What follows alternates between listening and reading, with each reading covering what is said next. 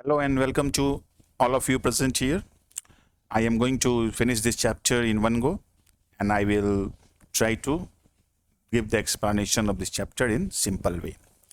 The name of the chapter is The Rise of Nationalism in Europe. Europe में राष्ट्रवाद का उदय. So this chapter begins with a painting prepared by Frederick Serieux. Frederick Serieux के द्वारा निर्मित की गई एक पेंटिंग के सहारे इस चैप्टर की शुरुआत होती है. पेंटिंग में ये दिखलाने का प्रयास किया गया है कि यूरोप और अमेरिका के जो लोग हैं अब वो नेशन स्टेट बनाने की चाह रखते हैं और वो स्टैचू ऑफ लिबर्टी की तरफ आगे बढ़ रहे हैं अपने अपने देश की पोशाक और अपने अपने देश के झंडा थामे हुए, और आकाश से फरिश्ते ईसा मसीह उनको आशीर्वाद दे रहे हैं और उनके सामने राजतंत्र के अवशेष बिखरे हुए हैं. तो ये 1848 में फ्रेडरिक सेरू ने बनाया था कि ये जो संसार है, उन्होंने एक सपनों का संसार सोचा था जो सोशल और डेमोक्रेटिक रिपब्लिक से बना है. तो सोशल एंड डेमोक्रेटिक रिपब्लिक मतलब कि अब monarchial form of government Europe में नहीं रहेंगे, अब उसकी जगह पर सोशल एंड डेमोक्रेटिक रिपब्लिक उसको कहते हैं जिसका हेड ऑफ गवर्नमेंट चुना जाता है. मतलब अब नेशन स्टेट रहेंगे और उसके अपने हेड ऑफ स्टेट का चुनाव होगा, जनता करेगी, डेमोक्रेटिक सेटअप ऑफ गवर्नमेंट रहेगी. लेकिन जब फ्रेडरिक सेरू साहब ने इस पिक्चर को बनाया था तो लोगों को विश्वास नहीं था. उन्होंने कहा था कि इन्होंने ऐसे आदर्श कल्पना है, ये यूटोपियन विजन है, आदर्श कल्पना है, it is not possible to exist in reality, ये रियलिटी में हो ही नहीं सकता है. खैर, बाद में वही बात हुई जो इन्होंने सोचा था. तो यूरोप में धीरे धीरे आजकल तो हम यूरोप में कहीं भी मोनार्कियल फॉर्म ऑफ गवर्नमेंट नहीं देखते हैं जो उस समय हुआ करती थी. तो अब इसमें हमको Germany, great Britain, France, Italy, ये सब नेशन स्टेट कैसे बने और इसकी कहानी की शुरुआत कहाँ से हुई, इसी के बारे में इस चैप्टर में पढ़ना है. लेकिन उसको डिस्कस करने से पहले हम लोग एक बार देख लेते हैं कि नेशन और नेशनलिज्म और स्टेट या कंट्री और नेशन स्टेट का मीनिंग क्या होता है. नेशन जो होता है वो राष्ट्र होता है और राष्ट्र लोगों के समूह से बनता है. जैसे भारत देश है और भारत देश में रहने वाले जो भारतीय हैं, भारतीय राष्ट्र का निर्माण करते हैं. नेशन क्या होता है? Group of people living in an area having common identities in language, culture, religion and its past. तो राष्ट्र जो होता है वो लोगों के समूह से बनता है. और लोगों का समूह कैसा होना चाहिए? लोग एक दूसरे से जुड़ा हुआ महसूस करें, एक दूसरे से अपने को मतलब बंधन में महसूस करें, एक दूसरे से नज़दीकी महसूस करें, और इसके लिए उनके बीच में कॉमन आइडेंटिटी होनी चाहिए, चाहे भाषा का हो, चाहे कल्चर का हो, चाहे धर्म का हो, चाहे उनके पूर्वज एक समान हो. अब नेशनलिज्म क्या है? अब वही जो ग्रुप ऑफ पीपुल है जो किसी खास एरिया में रहते हैं और उनके प्रति आपका प्रेम है, लव है, डिवोशन है, आप उस नेशन के लोगों का बेटरमेंट चाहते हैं. अगर उनकी गवर्नमेंट नहीं है तो उनकी गवर्नमेंट चाहते हैं. अगर उनकी गवर्नमेंट है जैसे आजकल संसार में है तो फिर उसका आप और उसका मतलब उत्थान देखना चाहते हैं. तो आप नेशनलिज्म है, राष्ट्रवाद है. अब जैसे कोई भारतीय है, अब वो भारत देश पर किसी विदेशी का आक्रमण तो चाहेगा नहीं, मतलब उसे अपने देश के प्रति सम्मान है. अगर विदेशी का आक्रमण होगा तो वो उस देश के लिए लड़ने के लिए, मर मिटने के लिए तैयार रहेगा, मतलब उसे अपने राष्ट्र के प्रति प्रेम है. तो हम राष्ट्र का सम्मान भी करते हैं. राष्ट्र को हम लोग देख नहीं सकते हैं, उसको देखने के लिए उसका मानवीकरण किया गया है. अब भारत माता जहाँ भी देखेंगे समझेंगे वो भारत राष्ट्र है. कुछ नेशनल सिंबल होते हैं, उसको देखेंगे तो समझेंगे वो भारत राष्ट्र का प्रतीक है. और देश क्या है? देश को हम स्टेट भी कह सकते हैं. देश या स्टेट चार चीज़ों से मिलकर बनता है. इसमें एक डिफाइंड टेरिटरी होनी चाहिए, मतलब एक खास निश्चित भूभाग होना चाहिए, माने उसकी एक सीमा होनी चाहिए, उसके बाद दूसरा देश शुरू होना चाहिए. मैप में हम देखते हैं कि एक देश की सीमा खत्म होती है, दूसरी देश शुरू होता है. तो देश की एक सीमा होती है, डिफाइंड टेरिटरी, उसके अंदर एक पॉपुलेशन होता है, उसकी एक गवर्नमेंट होती है, और गवर्नमेंट जो होती है वो सॉवरेन होती है, मतलब वो गवर्नमेंट जो भी डिसीजन लगी वो उसको लेने में फ्री रहेगी, उसके ऊपर किसी का दबाव नहीं रहेगा, किसी के दबाव में वो डिसीजन नहीं लेगी. तो चार चीज़ों से मिलकर स्टेट या कंट्री बनता है. स्टेट या कंट्री को आप एक दूसरे के बदले यूज कर सकते हैं. डिफाइंड टेरिटरी मतलब एक सुनिश्चित भूभाग, क्षेत्र, उसके अंदर पॉपुलेशन, पॉपुलेशन की अपनी गवर्नमेंट और गवर्नमेंट की अपनी सॉवरेनिटी, संप्रभुता. तो भारत एक देश भी है और भारत एक राष्ट्र भी है। जब भारत देश कहेंगे तो उसका मतलब हो गया 4 चीजों से मिला हुआ चीज, जमीन, पॉपुलेशन, सरकार और संप्रभु सरकार, सॉवरेनिटी। और जब राष्ट्र कहेंगे तो भारतीय। नेशन स्टेट क्या है? वो वैसा कंट्री, वैसा स्टेट जहां रहने वाले लोग सेम हो, उनका कल्चर सेम हो, लैंग्वेज सेम हो, रिलीजन सेम हो, तो वही हुआ नेशन स्टेट। अब इस चैप्टर में हमको यही पढ़ना है कि multinational dynastic empire, mid 18th-17th century में यूरोप में मल्टीनेशनल डायनेस्टिक एम्पायर होते थे और उसी की जगह पर नेशन स्टेट बने। अब मल्टीनेशनल का कंसेप्ट यहाँ देख लीजिए। जैसे एक एम्पायर है, इस इलाके में जर्मन स्पीकिंग लोग हैं, यहाँ फ्रेंच स्पीकिंग लोग हैं, यहाँ इटालियन स्पीकिंग लोग हैं, ये सभी एक निश्चित क्षेत्र के अंदर रह रहे हैं। और ये एम्पायर है, राज्य है, इसका एक राजा भी होगा। लेकिन अब ये जर्मन लोगों, जो लोग बोलने वाले इस इलाके में हैं, उनके बीच में कॉमन आइडेंटिटी लैंग्वेज की हो गई, वो एक दूसरे से जुड़ा हुआ महसूस करेंगे, तो ये नेशन बनाएंगे, जर्मन नेशन यहाँ बनाएंगे, ये फ्रेंच नेशन यहाँ बनाएंगे, इटालियन नेशन बनाएंगे। इसी को मल्टीनेशनल कहा गया। यही बाद में टूट करके अपना अपना सेपरेट नेशन स्टेट बन गया।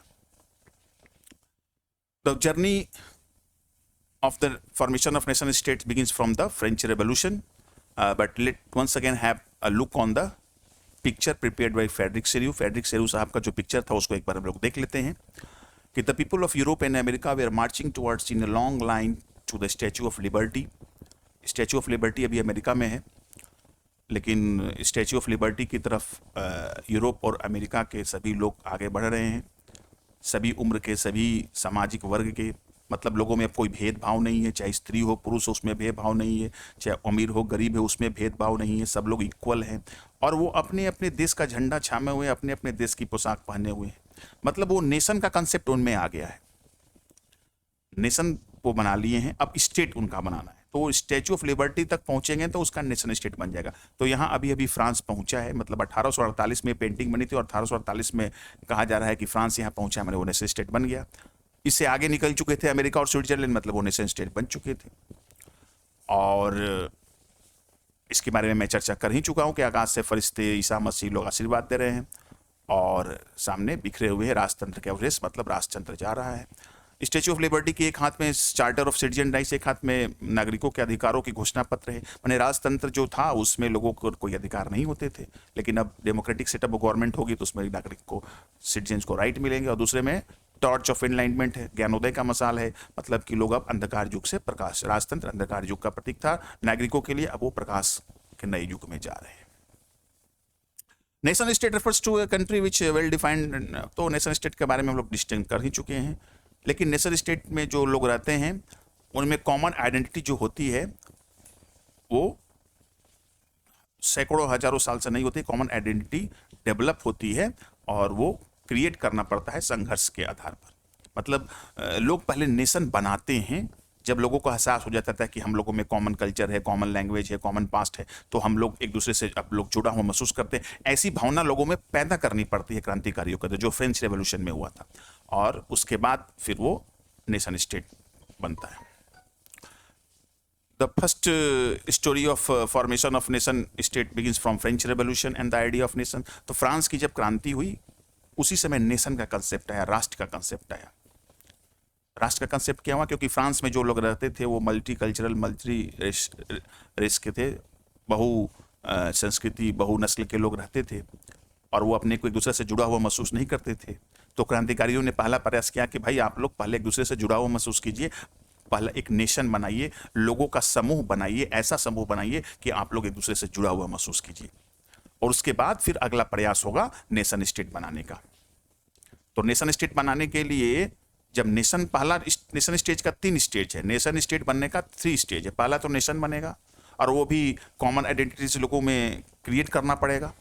जब कॉमन आइडेंटिटीज के लोग आधार पर लोग एक ग्रुप में बन जाएंगे, जब नेशन बन जाएंगे, तब फिर उसमें उसके प्रति लव एंड डिवोशन होगा, नेशनलिज्म आएगा। तो पहले नेशन होगा, फिर नेशनलिज्म होगा और फिर नेशन स्टेट की निर्माण होगा। तो फ्रांस में भी क्रांतिकारियों को द्वारा नेशनलिज्म की भावना, मतलब कॉमन आइडेंटिटीज की भावना पैदा करने के लिए कुछ प्रयास किए गए। वो कौन कौन थे?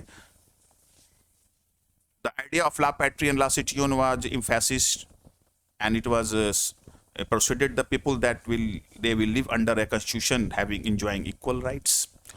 तो ला पैट्री मतलब पहले लोगों को ये बताया गया कि जो पूरी फ्रांस की भूमि है ये आपकी पितृभूमि है और इसमें रहने वाले सभी लोग जो हैं इसके नागरिक हैं।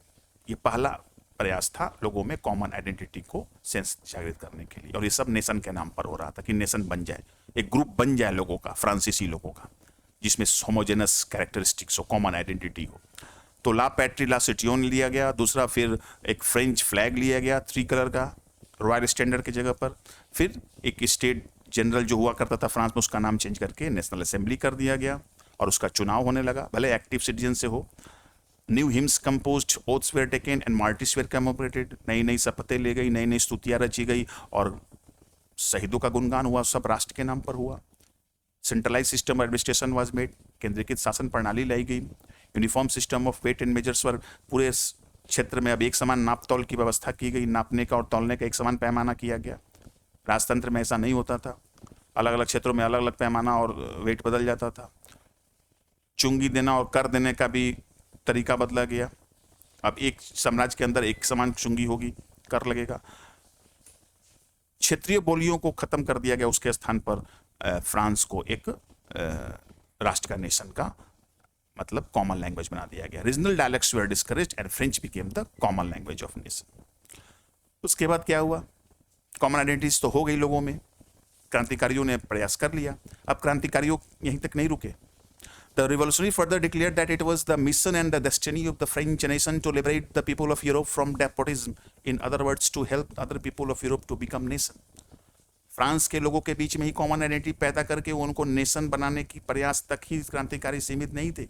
उन्होंने कहा कि अब हमारा उद्देश्य है कि फ्रांस के अगल बगल पड़ोसी देशों में भी जाएं और वहां भी नेशनलिज्म की भावना को पैदा करें और वहां को लोगों को भी निरंकुश राजतंत्र से छुटकारा दिलाएं। ये फ्रांस की जिम्मेवारी है। When the news of events in France reached the different cities of Europe, students and other members of educated middle class began to setting up Jacobin clubs. अब जैसे ही फ्रांस में क्रांति हुई और कॉमन आइडेंटिटीज लोगों के बीच में पैदा हुई और नेशन का कंसेप्ट आया, तो इसकी बात जब अगल पड़ोसी देशों में हॉलैंड बेल्जियम में पहुंची तो वहां लोग जैकोबिन क्लब बनाने लगे। अब जैकोबिन क्लब बनाने लगे तो फ्रांसीसी सेना के लिए काम आसान हो गया। फ्रांसीसी सेना का सेनापति नेपोलियन था, तो नेपोलियन के नेतृत्व में अब फ्रांसीसी सेना 1790 के दौरान हॉलैंड, बेल्जियम, स्विट्जरलैंड और बहुत बड़े इटली के भाग पर आक्रमण किया। और वो लोग इस उद्देश्य से आई कि हम यहाँ के लोगों को मतलब निरंकुश राजतंत्र से छुटकारा दिलाएंगे। Napoleon started to introduce many of changes in areas in his control which he had already introduced the France. Napoleon सेनापति से फ्रांस का राजा बन बैठा 1804 में, और राजा बन बैठा तो राजतंत्र फ्रांस में फिर वापस आ गया। लेकिन उसने प्रशासन के क्षेत्र में बहुत क्रांतिकारी परिवर्तन किए। फ्रांस में क्रांति के दौरान जो लोगों को सुविधाएं मिली थी, जो स्वतंत्रता मिली थी, जो राइट्स मिले थे, उसने फ्रांस में भी लागू किया और जहां जहां उसने पड़ोसी देशों पर आक्रमण करके यूरोप में कब्जा किया वहां भी उसको लागू किया। इसी को नेपोलियनिक कोड भी कहते हैं। Although Napoleon had brought back monarchy in France, but in administrative field he introduced many revolutionary principles in order to make the whole system more efficient and rational. That is known as the Napoleonic Code of 1804. यद्यपि France में Napoleon ने राजतंत्र को वापस लाया था, लेकिन उसने प्रशासनिक क्षेत्र में, सामाजिक क्षेत्र में बहुत बड़ा परिवर्तन किया। प्रशासनिक क्षेत्र में उसने क्रांतिकारी परिवर्तन किए, जिसका नाम पड़ता है नेपोलियनिक कोड ऑफ 1804। नेपोलियन की कानून संहिता क्या है इसमें? He did away all privileges based on birth, established equality before law and secured the right to property. सबसे पहले उसने क्या किया? जन्म पर आधारित जो सुविधा परक समाज था, किसी को नोबलिटी कहते थे, किसी को क्लर्जी कहते थे, इनको अलग अलग राइट्स मिले हुए थे समाज में, वो खत्म कर दिया। सबको कानून के सामने बराबर कर दिया और सबको संपत्ति का अधिकार सुनिश्चित किया। एडमिनिस्ट्रेटिव सिस्टम को उसने सिंप्लीफाई किया, सेंट्रलाइज एडमिनिस्ट्रेशन किया कि देश का शासन एक जगह से चलेगा। किसानों को उसने बहुत राहत दी। Abolish the feudal system and peasants were freed from manorial dues. Feudal system क्या होता है कि उस समय जो था कृषि प्रधान समाज होता था। उस समय तो बड़ी बड़ी फैक्ट्रियां होती नहीं थी, कारीगरी करके और कृषि मजदूरी करके या खेती करके लोग जीवन चलाते थे। उस समय तो बड़े बड़े शहर में अलग अलग तरह की नौकरियां नहीं होती थी, तो फ्यूडल सिस्टम में क्या होता था कि बड़े बड़े जमींदार होते थे, उनके पास बहुत जमीन होती थी और उसकी जमीन पर किसान लोग खेती करते थे और फिर उनका जीविका उसी खेती के उपज से चलता था और बहुत बड़ा हिस्सा पहले सामंत को देना पड़ता था, लैंडलॉर्ड को देना पड़ता था और जो बचता था उससे उनका गुजारा चलता था। उनके पास जमीन नहीं होती थी, कारीगरों का भी जीवन उसी कृषि उपज से फिर चलता था, व्यापारी लोग रहते थे, कारीगर लोग रहते थे। तो फ्यूडल सिस्टम था, जिसके पास ज्यादा जमीन होता था वही समाज में धनी माना जाता था। आजकल जो बड़ा कंपनी का मालिक है, रिलायंस जैसा, उसको धनी माना जाता है, लेकिन उस समय जमीन जिसके पास अधिक थी वही धनी माना जाता था। तो किसानों को फ्यूडल सिस्टम से छुटकारा मिला और उन्हें भू दासत्व मतलब किसानों के घर बेगारी करने से भी छुटकारा मिला। Guild restrictions were removed. शहरों में व्यापारियों का संघ होता था, यूनियन होता था, वो व्यापारी लोग नए नए लोगों को व्यापार करने से रोकते थे, तो उसको उसने हटा दिया। ट्रांसपोर्ट एंड कम्युनिकेशन सिस्टम भी इम्प्रूव्ड। व्यापारियों के लिए सामान लाने जाने में सुविधा हो, ट्रांसपोर्ट और कम्युनिकेशन का उसने इम्प्रूवमेंट किया। तो इससे पीजेंट्स किसान भी खुशी हुए, बिजनेसमैन भी खुश हुए, क्योंकि उनको weight uniform weight and measures मिला और बिजनेसमैन के लिए इंप्रूवमेंट ऑफ कम्युनिकेशन हुआ, ट्रांसपोर्टेशन हुआ, पीजेंट्स को फ्यूडल सिस्टम से छुटकारा मिला, सोसाइटी में लोगों को इक्वलिटी मिली। तो इस तरह से नेपोलियन कोड एक क्रांतिकारी परिवर्तन था, पर इसकी कुछ सीमाएं भी थी। Although Napoleon had introduced administration change, but he did not provided political freedom. लोगों को राजनीतिक स्वतंत्रता नहीं दिया उसने सेंसरशिप लागू किए, प्रेस पर नियंत्रण रखा। लोग अपने मन से न कोई पुस्तक छाप सकते थे, न उसमें अपने विचारों को छाप। सेंसरशिप का मतलब होता है अभिव्यक्ति की स्वतंत्रता पर रोक। चाहे आप कोई बात लिख कर, पुस्तक छाप कर कहें, नाटक बना कर कहें, या आप पेपर में अपनी कुछ बात कहें, या ऐसे ही कुछ पैम्पलेट छापें, आप अपने मन से कुछ भी छाप नहीं सकते थे जो राजा के विरुद्ध जाता हो। राजा की कमेटी उसे देखेगी, अगर उसे सही लगेगा तभी वो आप छापेंगे, नहीं तो फिर उसको रोक दिया जाएगा। तो यही जिस भी देश में लिखने की, प्रेस की आज़ादी की जो स्वतंत्रता होती है, अगर उसको कंट्रोल कर दिया जाए तो उसको सेंसरशिप कहते हैं, कानून बना करके। तो उसने पॉलिटिकल फ्रीडम नहीं दिए, सेंसरशिप लागू किया और टैक्स बढ़ा दिए और लोगों का जबरदस्ती फ्रेंच आर्मी में भर्ती करने लगा, क्योंकि उसे पूरे यूरोप को जीतना था। So this we are the Napoleonic code. Then अब नेपोलियन की बात हो गई, फ्रांस की बात हो गई। ये पश्चिमी यूरोप में थे फ्रांस और उसके आसपास के इलाके। अब मध्य यूरोप और पूर्वी यूरोप का क्या स्थिति थी, वहां फिर नेशनलिज्म कैसे धीरे धीरे आगे बढ़ा। तो मिड 18वीं सेंचुरी तक तो जिसे हम आजकल नेशन स्टेट जर्मनी, इटली और स्विट्जरलैंड जिसे कहते हैं, ये मध्य यूरोप में है। उस समय तो वो किंगडम और डचेज और कैंटन्स के रूप में थे, वहाँ बड़ा बड़ा साम्राज्य होता था। तो मध्य यूरोप में और पूर्वी यूरोप में बड़ी बड़ी राजतंत्र होती थी और उसमें डाइवर्स पीपुल लोग रहते थे, अलग अलग विविधता वाले रहते थे। They did not see themselves as sharing collective identity और कॉमन कल्चर। उनके बीच में न कोई सामूहिक अपनेपन की भावना होती थी, न कोई समान संस्कृति होती थी। वे प्रायः डिफरेंट लैंग्वेज बोलते थे और अलग अलग नस्ल के होते थे। तो मध्य यूरोप और पूर्वी यूरोप में स्थिति ये थी कि वहां बड़े बड़े एम्पायर होते थे और उसमें डाइवर्स पीपुल लोग रहते थे। अब यूरोप की जो स्थिति थी कि बड़े से एम्पायर में अलग अलग नेशनलिटी के लोग रहते थे, इस बात को हम कैसे समझें, इसको समझने के लिए एक एग्जाम्पल दिया गया है, केस स्टडी हैब्सबर्ग एम्पायर। एक साम्राज्य का एग्जाम्पल ही दे दिया गया है कि आप इसको पढ़ के समझ जाइए कि वहां पर डिफरेंसेस थे लोगों के बीच में। तो most part of the Europe was ruled bye kingdom, cantons and duchess. बड़ा बड़ा क्षेत्र होता था तो किंगडम कहता था, उससे छोटा कैंटन्स, ऑटोनोमस क्षेत्र छोटे होते थे डचेज कहे जाते थे। सबका एक शासक होता था, जनता को कोई अधिकार नहीं देते, वो एब्सोल्यूट पावर होता था उनके पास। अब हैब्सबर्ग एम्पायर का एग्जांपल लेते हैं। इसका शासन किन क्षेत्रों में चलता था? ऑस्ट्रिया में, हंगरी में, टायरोल में, सुडेटेलैंड में, बोहेमिया में, बहुत बड़ा क्षेत्र इसके अंतर्गत आता था। ऑस्ट्रिया भी आता था, हंगरी भी आता था, टायरोल भी आता था, सुडेटेलैंड भी आता था, बोहेमिया भी आता था। अब इस इलाके में कैसी विविधता थी लैंग्वेज की? Most people in the different territory spoke different dialects. अलग अलग क्षेत्रों के लोग अलग अलग भाषा बोलते थे। एरिस्टोक्रेट जो धनी संपन्न था वो जर्मन लैंग्वेज बोलता था। इस साम्राज्य एक ही था हैब्सबर्ग एम्पायर, लेकिन उस साम्राज्य के अंदर धनी लोग जर्मन लैंग्वेज बोलते थे। उस साम्राज्य के लोम्बार्डी और वेनेसिया इलाके में जो लोग रहते थे वो इटालियन भाषा बोलते थे।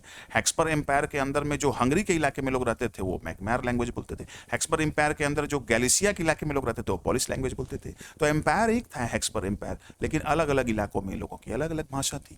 It proves the fact that there was diversity within the empire. People did not recognize and perceive themselves as a common identity. तो ऐसी स्थिति में तो फिर नेशन का निर्माण नहीं हो पाएगा, नेशनलिज्म बनेगा नहीं। तो फिर नेशन का निर्माण और नेशनलिज्म की भावना फिर शुरू कैसे हुई मध्य यूरोप, पूर्वी यूरोप में? देखते हैं, पहले सोसाइटी देख लेते हैं। In society 3 categories of people were there. Aristocrat धनी संपन्न लोग, मिडिल एजुकेटेड क्लास मध्यम शिक्षित वर्ग, और पीजेंट किसान।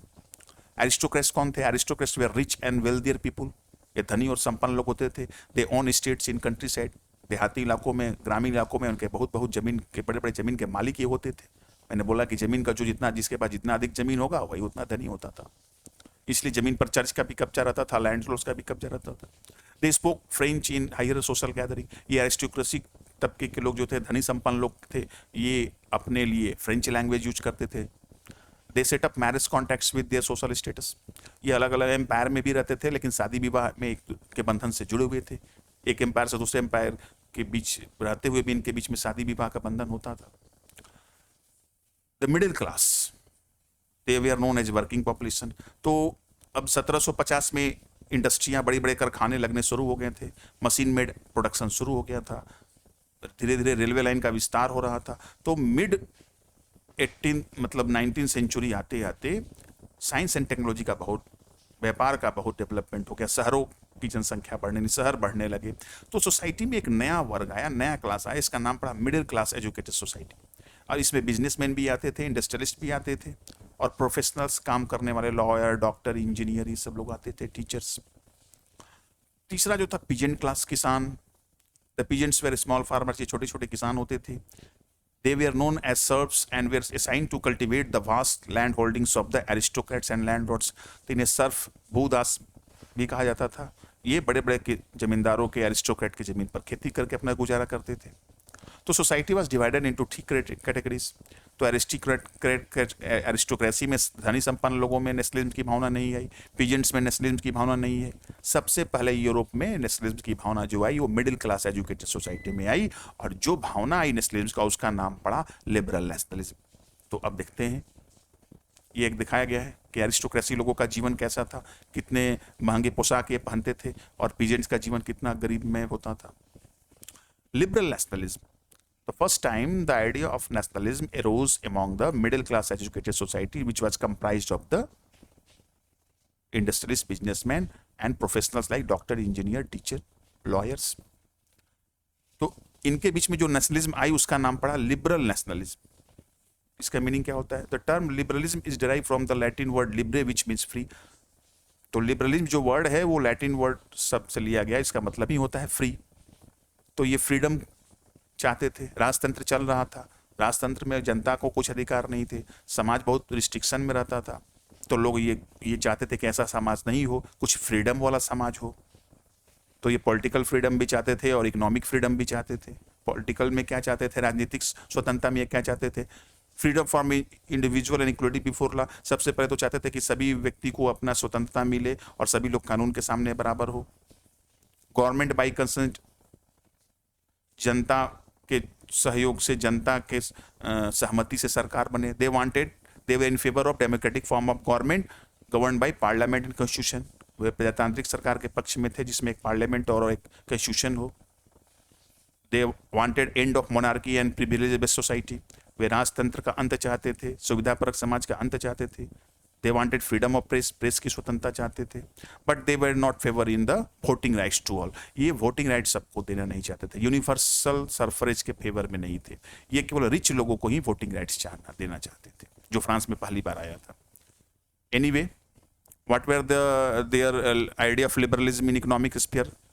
Freedom of market movement of goods and capital. बाजार में स्वतंत्रता मिलनी चाहिए, व्यापारियों को सामान और पूंजी एक जगह से दूसरी जगह ले जाने में आसानी होनी चाहिए। Uniform system of weights, custom duties and measurements. पूरे एक इलाके में, एक क्षेत्र में एक जैसा ही नापतोल की व्यवस्था होनी चाहिए। एक साम्राज्य के अंदर में अब जगह जगह पर अलग अलग नहीं होना चाहिए। एक समान कर की व्यवस्था, एक समान नाप की व्यवस्था, एक समान तौल की व्यवस्था। अब इसी का प्रयास के चलते, लिबरल नेशनलिज्म के ही चलते, आइडिया के चलते, जर्मन स्पीकिंग जो जर्मनी जिसको आज कहते हैं, वो 39 स्टेट्स का एक कॉन्फेडरेशन होता था। वहाँ पर एक कस्टम यूनियन बना, शुल्क संघ बना, और प्रसिया के नेतृत्व में, और उसने एक कस्टम यूनियन का निर्माण किया। इसका नाम पड़ा जलवेरिन। तो जेल्वरिन ने क्या प्रयास किया? जेल्वरिन ने क्या किया? एबॉलिश, ये जो यूनियन था, custom union, abolish tariff barriers and reduce the number of currency over 30 to 2। बहुत जगह उसने जो अलग अलग मतलब चुंगी और कर देना पड़ता था एक इलाके से दूसरे इलाके में जाने पर, उसको समाप्त कर दिया और करेंसी की संख्या 30 से घटाकर 2 कर दी। The custom union again open the network of railways for the movements of goods. Railway का भी कस्टम यूनियन जेल्वरिन ने काफी विकास किया था कि आसानी से वस्तुओं की आवाजाही हो सके। तो हम देखते हैं कि सेंट्रल एंड मध्य यूरोप में मल्टीनेशनल डायनेस्टिक एम्पायर होते थे, और हैक्सपर एम्पायर के बारे में हम लोगों ने पढ़ा कि किस तरह से उसमें विविधता थी। एरिस्टोक्रेट जर्मन बोलता था, और बाकी इलाकों में कहीं पोलिश लैंग्वेज लोग बोलते थे, तो कहीं मैग्मार लैंग्वेज बोलते थे। तो सोसाइटी में 3 तरह के लोग रहते थे यूरोप में: aristocrat, peasants and new middle class educated society. तो सबसे पहले जो नेशनलिज्म की भावना आई वो new middle class educated society में आई, और उसका नाम पड़ा लिबरल नेशनलिज्म। और लिबरल नेशनलिज्म के 2 आइडिया थे, पॉलिटिकल सेक्टर में और इकोनॉमिक सेक्टर में। आता है क्वेश्चन कि what do you mean by liberal nationalism? तो liberal nationalist people were those who were against monarchy and privilege based society. They wanted a democratic form of government based on parliament and constitution. They are also in favor of the freedom of press, but they were not in favor of voting rights to all. They also wanted freedom of markets and movements of goods and capital. They also wanted uniform system of weight and customs and duties and measurements. And for their efforts, due to ideology of liberal nationalism, a custom union, Jalvarin, was formed by the effort of Prussia in German-speaking region. Jalvarin reduced the tariff barriers and reduced the number of currency over 30 to 2. Also, it improved the railways for easy movement of goods. Then, a new group of people, a new political setup emerges in Europe, and that is known as conservatives, रूढ़िवादी। अब liberal nationalism के बाद अब रूढ़िवादी आ गए Europe में। और ये रूढ़िवादी कौन थे और ये क्या चाहते थे और ये कब आए? तो हम पहले जान चुके हैं कि नेपोलियन तो अब पूरे यूरोप को जीतना चाहता था, सभी जगह राजतंत्र को हटाकर वहाँ नेपोलियन कोड लागू करना चाहता था।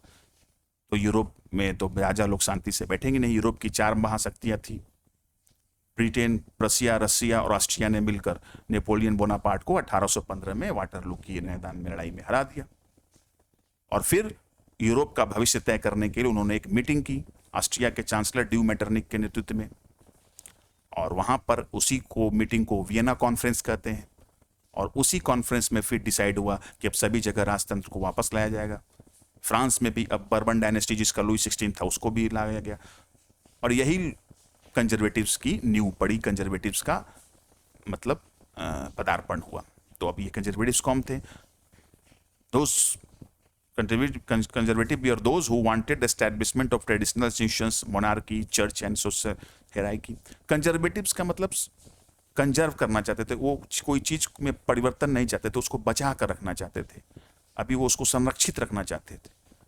तो कौन चीज को बचा कर रखना चाहते थे? पुरानी मान्यताएं, पुराने सिंबल, माने राजतंत्र, चर्च, सामाजिक भेदभाव, ये सब अभी वो चाहते थे कि समाज में रहे। They believed a modern army, an efficient bureaucracy, and abolition of serfdom and feudalism could strengthen monarchy. वो मोनार्की, कंजर्वेटिव जो थे वो मोनार्कियल फॉर्म ऑफ गवर्नमेंट को ही पसंद करते थे, मोनार्की को जाने नहीं देना चाहते थे। लेकिन मोनार्की में भी थोड़ा परिवर्तन चाहते थे कि आर्मी जो हो मॉडर्न हो जाए, ब्यूरोक्रेसी जो नौकरशाही हो, जो जितने भी कर्मचारी हो एफिशिएंट हो जाए, कुशल हो जाए, और सर्फडम एंड फ्यूडलिज्म, भूत आसत्व और सामंतशाही प्रथा अगर खत्म कर दिया जाए तो राजतंत्र मजबूत हो जाएगा, लोग नेशन स्टेट बनाने की बात भूल जाएंगे। ऐसा उनके विचार में आया। They imposed censorship laws to control the freedom of speech. ये जो कंजर्वेटिव गवर्नमेंट्स थी, इन्होंने सेंसरशिप लागू कर दिया। They criticise and call all the activities of liberal nationalist against monarchy. उन्होंने सारे उस प्रयासों और कार्यकलापों को लिबरल नेशनलिस्ट के, जो लोगों की लिबर्टी और इक्वलिटी की बात करते हो, नेशन स्टेट स्थापना की बात करते हो, उनके सारे कार्यों क्रियाकलापों को उन्होंने कुचलना शुरू कर दिया। तो after 1815, after the defeat of Napoleon Bonaparte, the the governments in Europe were driven by the spirit of conservatism. 1815 के बाद यूरोप में जो सरकारें थी वो कंजर्वेटिव्स थी, वो मोनार्की, चर्च और सोशल हेरार्की में बिलीव करती थी। वो थोड़ा सा मॉडर्न आर्मी, एफिशिएंट ब्यूरोक्रेसी और abolition of serfdom and feudalism में विश्वास करती थी, लेकिन that is also strengthen the monarchy. They impose the censorship and freedoms of speech and they also curb all the activities of the liberal nationalist. अब कोई nation state बनाने का प्रयास ना करे। The conservative governments established 1815 were very much autocratic in nature. ये बहुत autocratic थी, निरंकुश थी और अपनी निंदा थोड़ा भी बर्दाश्त नहीं करती थी। In 1815, representatives of Europe, Britain, Russia, Austria, and Prussia, who had collectively defeated Napoleon, met at Vienna to draw a settlement for the future of Europe under the Chancellor of Austria, Duke Metternich, and draw a Treaty of Vienna in 1815. तो मैंने जैसे पहले बताया कि 1815 में Napoleon Bonaparte को 4 महाशक्तियों ने मिलकर आया था, ब्रिटेन, रसिया, ऑस्ट्रिया और प्रसिया ने। और फिर वो ऑस्ट्रिया के चांसलर ड्यूक मेटरनिक के नेतृत्व में वियना में 1815 में एक मीटिंग की। अब मीटिंग में कुछ डिसीजंस हुए जिसको कि वियना कॉन्फ्रेंस कहते हैं। The Vienna Congress was hosted by Austrian chancellor due Metternich. इस मीटिंग का हेड कौन था? ऑस्ट्रिया का चांसलर ड्यू मेटरनिक। सबसे पहले डिसीजन हुआ the Bourbon dynasty which was disposed during the French revolution was restored to power. सबसे पहले निश्चय ये हुआ कि जो फ्रांस में बर्बन डायनेस्टी लुई 16 जो हट गया था, उस बर्बन डायनेस्टी को फिर लागू कर दिया गया। A series of new states were created on the boundaries of France to prevent France expansion in future.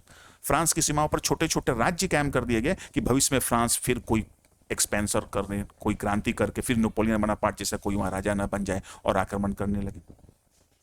उसके बाद the kingdom of Netherlands which included Belgium was set up in north. अब एक किंगडम ऑफ नीदरलैंड बना जिसमें Belgium शामिल था, वो France के नॉर्थ में सेटअप किया गया।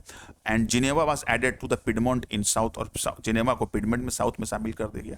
Austria was to control the north, north Italy पर अधिकार ऑस्ट्रिया को होने वाला था। Russia got Poland while Prussia was given portion of Saxony. तो रसिया को पोलैंड का हिस्सा मिला। ये चारों महाशक्तियां को कुछ न कुछ मिला। नॉर्थ इटली पर ऑस्ट्रिया का कब्जा होने वाला था। But the German confederation of 39 state made by Napoleon was left untouched. लेकिन जर्मनी में जो देखिए, जिसको आज हम लोग जर्मनी कहते हैं, यूनिफिकेशन ऑफ जर्मनी आगे पढ़ेंगे भी, वो 39 स्टेट्स का कॉन्फ्रेंस, 39 राज्यों का प्रिंसली स्टेट थे, वो छोटे छोटे राज्य थे। उसमें प्रसिया सबसे मजबूत होता था। तो ये छोटे छोटे राज्य थे, आपस में एक समान नहीं थे, हाँ, लेकिन उस पूरे इलाके में जर्मन स्पीकिंग लोग बोलते थे। इसी का बाद में यूनिफिकेशन हुआ, 1871 में कंप्लीट हुआ। तो जर्मन कॉन्फेडरेशन कहते हैं 39 स्टेट्स का। इसको नेपोलियन ने बनाया था और इसको ऐसे ही छोड़ दिया गया। The intention was to restore monarchy and conservative order in Europe. तो ये वियना कॉन्फ्रेंस जो 1815 में हुआ था, उसका एक ही मकसद था कि यूरोप में कंजर्वेटिव गवर्नमेंट्स की स्थापना की जाए, मोनार्की को फिर वापस बहाल किया जाए। ये देख सकते हैं यूरोप आफ्टर 1815 मैप है। इसमें कहीं भी आपको ये ऑस्ट्रिया हंगरी एम्पायर दिखाई पड़ रहा है, ये रशियन एम्पायर दिखाई पड़ रहा है, ये ऑटोमन एम्पायर दिखाई पड़ रहा है, ये मेडिटेरियन ओशियन है, यहाँ आपका फ्रांस है, इधर जिनेवा है, यहाँ कहीं बेल्जियम देश यहाँ नाम नहीं है। तो इस तरह से यहाँ इटली नाम का कोई देश नहीं है, स्विट्जरलैंड नाम का देश नहीं है। ये एम्पायर होते थे। देखिए जर्मन कॉन्फेडरेशन, आप देखिए 39 स्टेट्स का, यही बाद में जर्मनी बना। ये ऑस्ट्रियन एम्पायर है इधर, हाँ, ये किंगडम ऑफ 2 सिसिलीज है, ये पिडमोंट सार्डिनिया है जहाँ पर इटली के यूनिफिकेशन में इनका योगदान था। ये ऑटोमन एम्पायर है सफ़ेद कलर में, ये सब इधर बाल्कन रीजन था। द रिवॉल्यूशनरीज, तो लिबरल नेशनलिस्ट के बारे में जान लिए, फिर कंजर्वेटिव्स के बारे में जान लिए। अब ये रिवॉल्यूशनरीज कौन है? अब ये कौन है, ये कहाँ से आ गए? इनको क्रांतिकारी कहते हैं। तो 1815 के बाद the revolutionaries after 1815 the fear of repression drove many liberals nationalist underground। तो 1815 के बाद यूरोप में तो मोनार्किक फॉर्म ऑफ गवर्नमेंट आ गई और वो बहुत निरंकुश होती थी। फ्रीडम एक्सप्रेशन पर उसने मतलब नियम लागू कर दिए थे। कोई भी आदमी अब इक्वलिटी, लिबर्टी और की बात ना करे, सिटीजन राइट्स की बात ना करे। तो अब जो लिबरल नेशनलिस्ट थे, जो लोगों के इक्वलिटी और लिबर्टी की बात करने वाले थे, अब वो अपना काम कैसे आगे जारी रखे? अब तो उनको छुप के काम करना पड़ेगा। उनको डर हो गया क्योंकि उनको पकड़कर उनको सजा दी जाती थी, कंजर्वेटिव गवर्नमेंट्स के द्वारा, जो 1815 के बाद यूरोप में आई थी। तो जितने भी लिबरल नेशनलिस्ट लोग थे वो अंडरग्राउंड हो गए, छुप गए। Secret societies were set up in many European states to retain trained revolutionaries to spread their ideas. अब गुप्त संगठन बनने लगे। अब दिन के उजाले में तो काम करेंगे नहीं, अब उनको छुप छुप कर अपने आइडिया को, विचार को आगे बढ़ाना था। तो रिवॉल्यूशनरीज कहते किसे थे? To be revolutionary at this time means a commitment to oppose the monarchial form of government established after Vienna conference. तो उस समय क्रांतिकारी होने का यह मतलब था कि वियना कॉन्फ्रेंस के बाद जो कंजर्वेटिव गवर्नमेंट है उसका विरोध करना, to fight for liberty and freedom, लोगों के लिबर्टी और फ्रीडम के लिए लड़ाई करना, and ultimate aim to establish nation states. तो उस समय जो रिवॉल्यूशनरीज थे 1815 के बाद, वो सीक्रेट सोसाइटी बनाकर अपने आइडिया को फैलाना चाहते थे, क्योंकि अभी तो नेशन स्टेट बनाने का प्रयास तो जारी रखना था ना। तो फैलाने वाले तो थे कौन? लिबरल नेशनलिस्ट थे। अब वो अब उनको तो डर हो गया कि हम अब कंजर्वेटिव गवर्नमेंट्स के सामने काम कैसे करेंगे, तो उन्होंने अपना बनाया सीक्रेट सोसाइटीज। और रिवॉल्यूशनरीज हैज 3 कैरेक्टर्स। रिवॉल्यूशनरीज क्रांतिकारी के 3 लक्षण थे: oppose the monarchial form of government established after Vienna conference, Vienna conference के बाद जो मोनार्की गवर्नमेंट यूरोप में आ गई तो उसका विरोध करना, लोगों के लिबर्टी और फ्रीडम के लिए फाइट करना, और नेशन स्टेट की स्थापना उनका अल्टीमेट गोल रखना। अब एक रिवॉल्यूशनरीज है जिसेपे मज़ीनी, एक बहुत बड़े क्रांतिकारी थे, ये इटली के थे और इटली का यूनिफिकेशन चाहते थे। Mazzini was an Italian revolutionary. Mazzini साहब एक इटली के क्रांतिकारी थे। He was born in Geneva in 1807, founded the 2 secret societies, the Young Italy in Marseille and the Young Europe in Bern। तो उन्होंने 2 सीक्रेट सोसाइटी बनाई। 1807 में इनका जन्म हुआ था जिनेवा में, और 2 सीक्रेट सोसाइटी बनाई, young Italy and young Europe, Young Italy in Marseille and Young Europe in Bern। He was also a member of secret society कार्बनरी। इसके अलावा भी एक तीसरी सीक्रेट सोसाइटी के कार्बनरी के भी वो सदस्य थे। वो बहुत क्रांतिकारी विचार के थे। वो मोनार्कियल फॉर्म ऑफ गवर्नमेंट को बर्दाश्त नहीं कर सकते थे। वो लिबर्टी और इक्वलिटी के लिए लड़ना चाहते थे। वो नेशन स्टेट बनाने की चाह रखते थे। यही तो रिवॉल्यूशनरी के लक्षण थे। At the age of 24 he was sent to exile in 1831 for attempting a revolutionary in Liguria. तो लिगुरिया में क्रांति करने के बाद वो पकड़े गए और उन्हें 24 साल की उम्र में ही देश निकालने की सजा पा चुके थे। He said, God has made the nation to be the natural units of mankind, so Italy could not continue to be a patchwork of various kingdoms। उनका कहना था कि नेशन जो है ना, ये मैनकाइंड की नेचुरल बाउंड्री है और इसको गॉड ने बनाया है। मतलब नेशन के रूप में ही लोगों को रहना चाहिए, अलग अलग एम्पायर में अलग अलग बिखरे हुए रूप में नहीं रहना चाहिए। हर लोगों को अपने कॉमन आइडेंटिटी के आधार पर एक नेशन बना के रहना चाहिए, और ये मनसा गॉड की है। आदमी की बात छोड़ दीजिए। उस समय इटली 7 छोटे छोटे राज्यों में बटा हुआ था, और वो इटली की इस तरह से टुकड़ों में देखना पसंद नहीं करते थे। Metternich describe Mazzini as the most dangerous enemy of conservatives. Austria का चांसलर मैटरनिक कहता था कि हमारे सोशल ऑर्डर के लिए जो सबसे बड़ा शत्रु है वो कौन है? मैटरनिक। क्रांतिकारी थे, जैसे हमारे देश में भगत सिंह थे, चंद्रशेखर आजाद थे, ये लोग क्रांतिकारी थे। द एज ऑफ रिवॉल्यूशंस, जब क्रांतिकारी आए तो फिर क्रांति का दौर भी आ गया। यूरोप में 1830 से 1848 के बीच में क्रांति का दौर चलता है, और इसमें 4 इंपॉर्टेंट मतलब घटनाएं होती हैं। एक होता है जुलाई रेवोल्यूशन ऑफ 1830, दूसरा होता है आपका ग्रीक वॉर ऑफ इंडिपेंडेंस, तीसरा होता है फिर फ्रांस में क्रांति 1848 में, और चौथा होता है जर्मनी में लिबरल नेशनलिस्ट की क्रांति फ्रैंकफर्ट पार्लियामेंट। तो एज ऑफ रेवोल्यूशन देखते हैं। First July revolution of 1830, first revolution France is also known as July revolution. The Bourbon king were overthrown by liberal revolution. तो जो लिबरल रेवोल्यूशनरी थे, क्रांतिकारी थे, वो फिर अपनी ताकत लेकर लौट आए, और फ्रांस में जो बर्बन किंग को वियना कॉन्फ्रेंस के बाद एस्टैब्लिश किया गया था, उनको हटा करके वहां फिर एक कॉन्स्टिट्यूशनल मोनार्की बना, और लुई फिलिप उसका हेड बना। तो 1815 में वहां पर बर्बन किंगडम राजवंश को लाया गया था, और 1830 में फिर क्रांति होगी, मात्र 15 साल के अंदर। इसके बाद देश spark revolution in Brussels, separating it from United kingdom of Netherlands. तो बेल्जियम जो था वो नीदरलैंड्स में था, उसको वो भी अलग हो गया। मैटरनिक इस समय रिमार्क किया कि when France sneezes the rest of Europe catches cold. तो 1815 में मैटरनिक के नेतृत्व में वियना कॉन्फ्रेंस में यूरोप में कंजर्वेटिव गवर्नमेंट्स की स्थापना हुई, और 1800 जुलाई 30 में फिर फ्रांस में क्रांति हो गई। अब इस तरह से क्रांति देखते हुए, एक तो 1789 में पहले भी हो चुकी थी, तो मैटरनिक ने कहा कि when France sneezes the rest of Europe catches cold. जब भी फ्रांस में कोई क्रांति होती है तो पूरे यूरोप में सर्दी जुकाम होता है, मतलब वहां भी क्रांति चालू हो जाती है। Greek war of independence, Greek war of independence क्या है? ग्रीक ऑटोमन साम्राज्य का हिस्सा हो चुका था।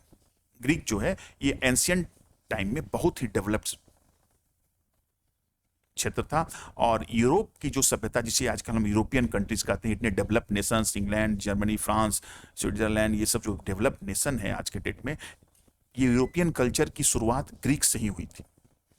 एंशियंट टाइम में ग्रीक इतना डेवलप था कि हर सब्जेक्ट पर पढ़ाई इसने शुरू की। आज भी हमारा हिस्ट्री, ज्योग्राफी, मैथमेटिक्स, ये सब ग्रीक वर्ड है। तो ग्रीक जो है वो cradle of European civilisation, European civilisation का पालना, birth place of European civilisation था। लेकिन मध्यकाल में एक ऑटोमन मुस्लिम साम्राज्य होता था, ऑटोमन एम्पायर, ये तुर्की में था। तो Greek had been the part of Ottoman empire since 15th century, 15वीं शताब्दी से ऑटोमन एम्पायर का हिस्सा बन गया था Greek. The growth of revolutionary nationalism in Europe sparked a Greek of war of independence in 1821। तो यूरोप में अब रिवॉल्यूशनरीज नेशनलिज्म फैल रहे थे, क्रांतिकारी आंदोलन फैल रहे थे, रोमानिटिसिज्म में फैल रहा था। तो जब नेशनलिज्म की भावना आने लगी तो ग्रीक के लोगों में भी आई, तो उन्होंने स्वतंत्रता की लड़ाई शुरू कर दी ऑटोमन एम्पायर के 1821 में। Nationalists in Greek got support from many Greek in exile and West European because they considered Greek as the cradle of European civilization. तो बहुत सारे राष्ट्रवादी, जो ग्रीक राष्ट्रवादी थे, जिसको देश निकाला मिला हुआ था, यूरोप में अलग अलग जगहों पर रहते थे, जब ग्रीक वॉर ऑफ इंडिपेंडेंस 1821 में ग्रीक में शुरू हुआ तो वो ग्रीक राष्ट्रवादियों का भी सपोर्ट मिला और वेस्ट यूरोप के देशों से भी सपोर्ट मिला, क्योंकि वो सभी लोग ग्रीक को birth place of European civilisation के रूप में देखते थे। अब ग्रीक के पक्ष में लोगों को इतने इमोशनली अटैचमेंट था कि इंग्लिश पोएट लॉर्ड बायरन साहब जो थे, वो भी पोएट थे इंग्लैंड के, वो भी ग्रीक वॉर ऑफ इंडिपेंडेंस में लड़ाई करने के लिए आए थे ग्रीक, लेकिन 1824 में बुखार से उनकी मृत्यु हो गई थी। Lastly the treaty of Constantinople of 1832 recognize Greek as the independent. बाद में अंत में 1832 में जाकर ग्रीक को एक स्वतंत्र देश की मान्यता मिली और वो एक संधि हुई, एक मतलब ट्रीटी हुई, जिसका नाम है ट्रीटी ऑफ कंस्टेंटिनोपल ऑफ 1832। इस तरह से ग्रीक एक इंडिपेंडेंट देश के रूप में रिकॉग्नाइज हुआ। रोमांटिसिज्म, रूमानीवाद, ये रूमानीवाद क्या है और इसका क्या तात्पर्य है? तो रूमानीवाद देखिए, एक नेशनलिज्म की भावना को पैदा करने का लोगों के बीच में एक दूसरा तरीका था। पहले नेशनलिज्म की भावना, राष्ट्र के प्रति लोगों में भावना, मतलब राष्ट्र आपका गुलामी में है, आप संघर्ष कीजिए, युद्ध कीजिए, तब आपने राष्ट्र को बनाइए। लेकिन रोमांटिक कलाकारों ने कहा कि युद्ध और विज्ञान के सहारे ही राष्ट्रवाद की भावना नहीं भरी जा सकती है, राष्ट्रवाद की भावना संस्कृति के माध्यम से भी भरी जा सकती है। तो it was a cultural movement, ये कल्चरल मूवमेंट, सांस्कृतिक आंदोलन था राष्ट्रवाद की भावना पैदा करने के लिए।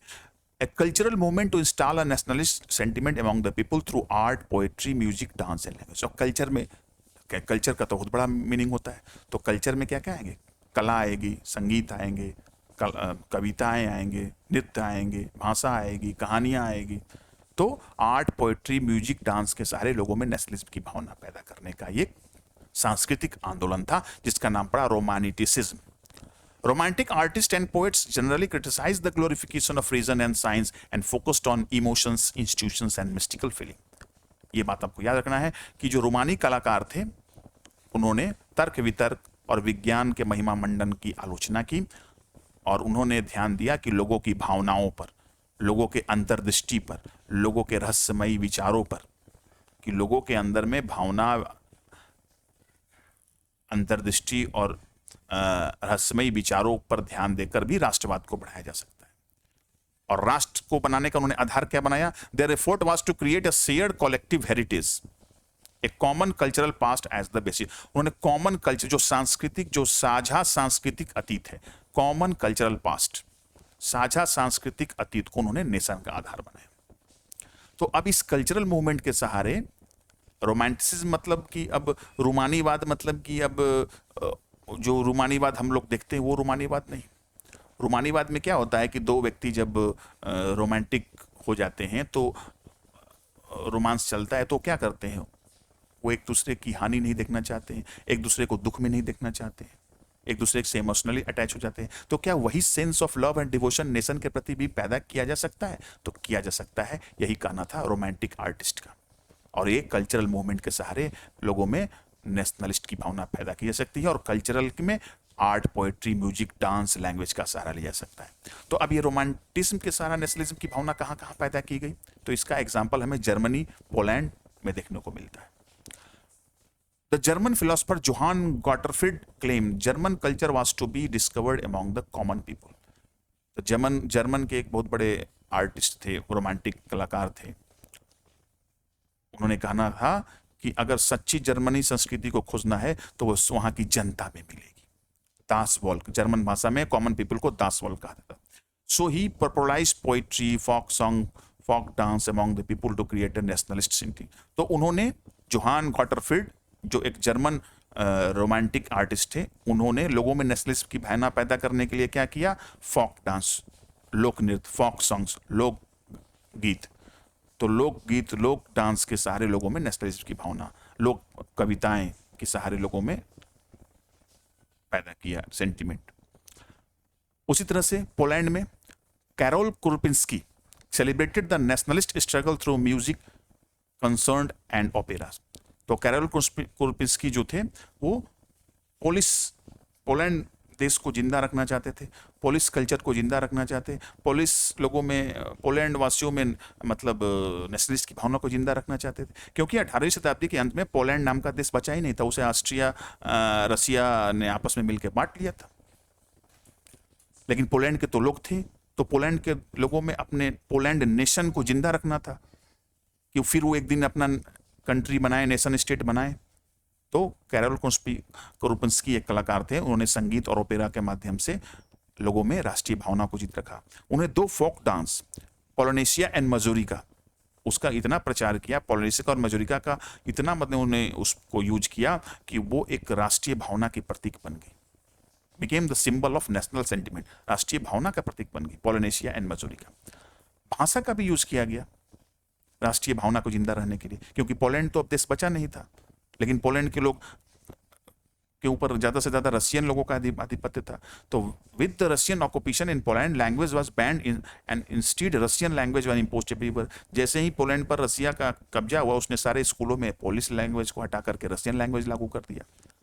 But people resisted to keep their nationalist feeling alive. लेकिन जहाँ के लोगों ने इसका रेसिस्ट किया, विरोध किया, सबसे ज्यादा विरोध पादरियों ने, चर्च के लोगों ने किया।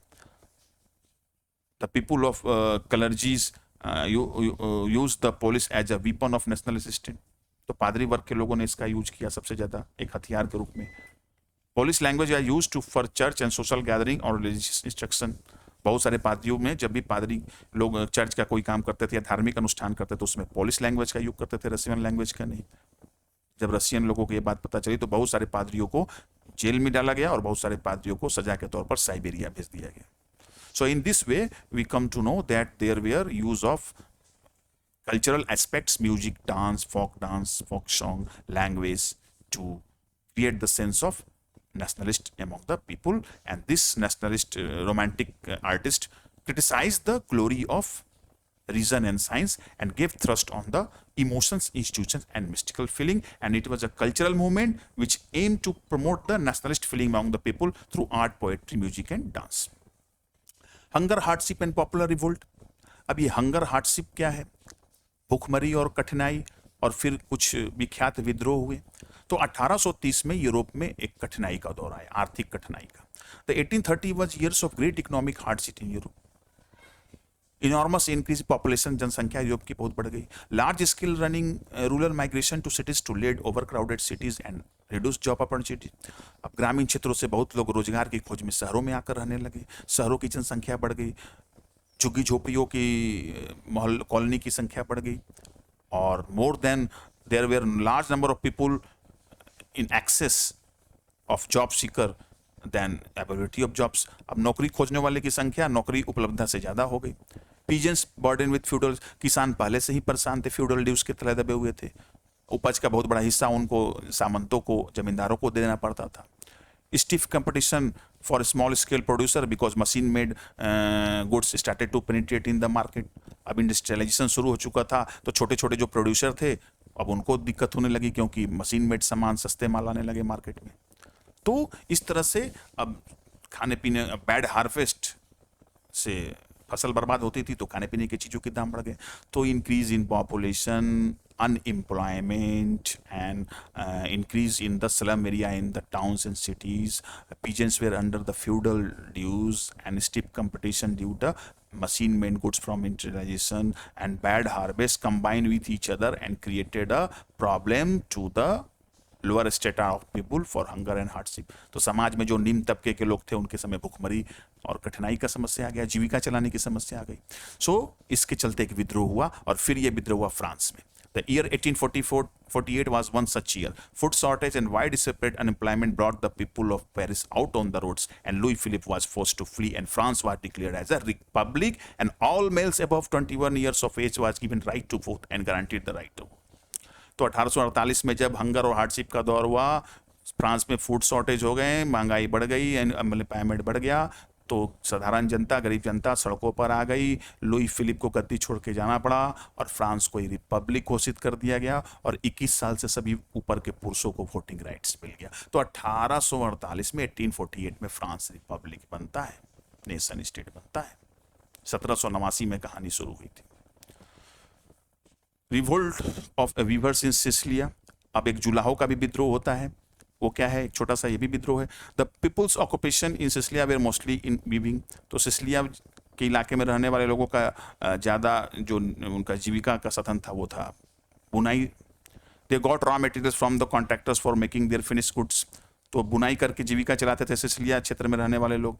इनको बड़े बड़े कॉन्ट्रैक्टर से मिलता था कच्चा माल कि आपको इतना कपड़ा बुन के देना है। But on return they were getting less wages and therefore they protested, लेकिन कॉन्ट्रैक्टर इनको बहुत कम मजदूरी देते थे।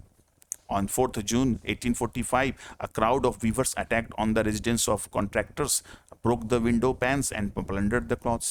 तो 4 जून 1845 को ये रिवोल्ट किए, मतलब कौन लोग, चुलाहे लोग। इनकी जीवन बहुत दयनीय हो गई थी, हंगर और हार्डशिप का दौर चल रहा था। तो इन्होंने 4 जून 1845 को कॉन्ट्रैक्टरों के घरों पर आक्रमण कर दिया, उनके खिड़की वगैरह तोड़ दिए, उनके कपड़े लूट लिए। अब एक कॉन्ट्रैक्टर भागकर बगल वाले गांव में गया और 24 घंटे के बाद आर्मी को लेकर लौटा और 11 वीवर्स, 11 जुलाई मारे गए। तो ये भी एक छोटा सा विद्रोह हुआ था वीवर्स का सिसिलिया में। ये आप देख रहे हैं कॉन्ट्रैक्टर के घर के पास जमा हुए हैं वीवर्स और अटैक कर रहे हैं। द रिवोल्ट्स ऑफ रिवोल्स इन 1848, तो 39 स्टेट्स का जो जर्मन कॉन्फेडरेशन था, जर्मनी अभी था नहीं, 39 छोटे छोटे बड़े राज्यों में बटा हुआ था। हर राज्य के अपने अपने राजकुमार होते थे, प्रिंस होते थे।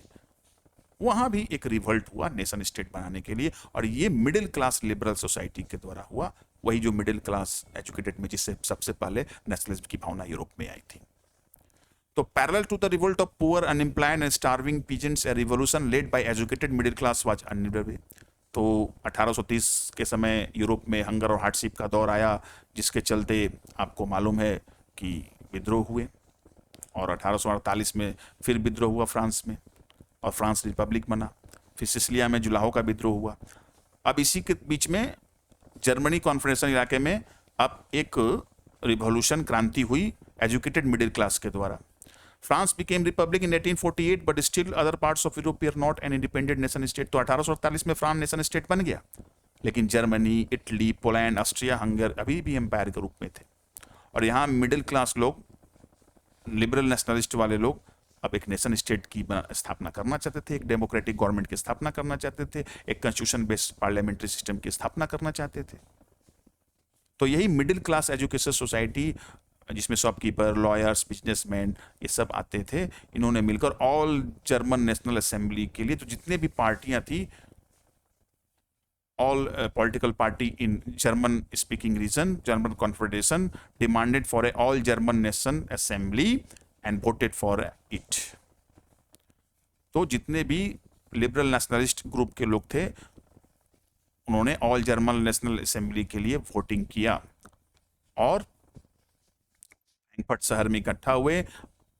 831 प्रतिनिधि चुने गए और 18 मई 1848 को ये लोग एक सजे धजे जुलूस में सेंट पॉल चर्च, जो फ्रैंकफर्ट शहर में है, वहां पर एक जाकर मीटिंग की। They drafted a constitution for German nation subject to the parliament. उन्होंने प्रसिया के नेतृत्व में एक जर्मन का मतलब नेशन स्टेट बनाने की बात सोची और एक कॉन्स्टिट्यूशन का निर्माण किया और राजा साहब को दिया इस पर साइन करने के लिए, कॉन्स्टिट्यूशन मोनार्की बनाने के लिए। पर प्रशिया का जो हेड था फ्रेडरिक विलियम IV, उसने ये बात नहीं मानी। वो अलग दूसरे मोनार्की का हेल्प लेकर इनकी मतलब प्रयास को विफल करना चाहता था, और वो विफल भी कर पाया। क्यों? कि the parliament was consisted of middle class educated society in Germany, and they had lost the support of workers and artisans and also aristocrats and army।